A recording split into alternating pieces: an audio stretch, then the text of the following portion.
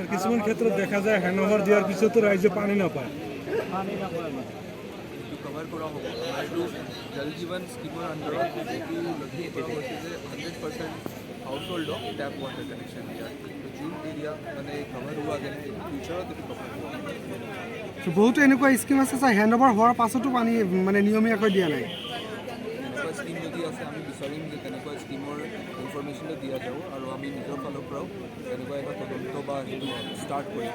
Sir কিছুমান ঠাইত দেখা গৈছে স্কিম আছে তাতে আজি এটা স্কিম চোৱা হ'ল তাৰ বাহিৰে এতিয়া আমি অহা দিনত মানে দিনৰ বাকী যিমান স্কিম আছে যিটো হেণ্ডঅভাৰ হৈ গৈছে আমি গৈ চাম আমি লাষ্ট ঘৰলৈকে গৈ চাওঁ ৱাটাৰ কানেকশ্যনৰ যিটো প্ৰেছাৰটো আছে ঠিক আছে। স্যাৰ কিছুমান ঠাইত দেখা গৈছে ৰাস্তাত চেম্বাৰবোৰ মানে ৰাস্তাতে বনাইছে, একেবাৰে ৰাস্তাত এনেকুৱাও আছে স্যাৰ। মেইন ৰোডত মেইন ৰোডতে বনোৱা আছে স্যাৰ। তেনেকুৱা ইনফৰমেশ্যন যদি আপুনি আমাক দিব পাৰে ছাৰ আৰু এটা কথা, ভাষণত আপুনি কৈছে দিনত দুবাৰ যদি পানী দিয়ে চব ফেমিলি পাব লাগিব, কিন্তু এনেকুৱা হোৱা নাই, বহুতকেইটা আছে এনেকুৱা। যদি নাই হোৱা এইটো আমি ইয়াৰ পৰা ডিষ্ট্ৰিক্টৰ পৰা আমাৰ এইটোৱে আছে ইনিচিয়েটিভ কি যিমান ঘৰ আছে চবে ৰাতিপুৱা এবাৰ আৰু গধূলি এবাৰ পানী পাব লাগে। সেইটো যদি নহয় তেতিয়া আমি এইটো ব্যৱস্থা ল'ম, এইটো ক'ম। Thank you sir.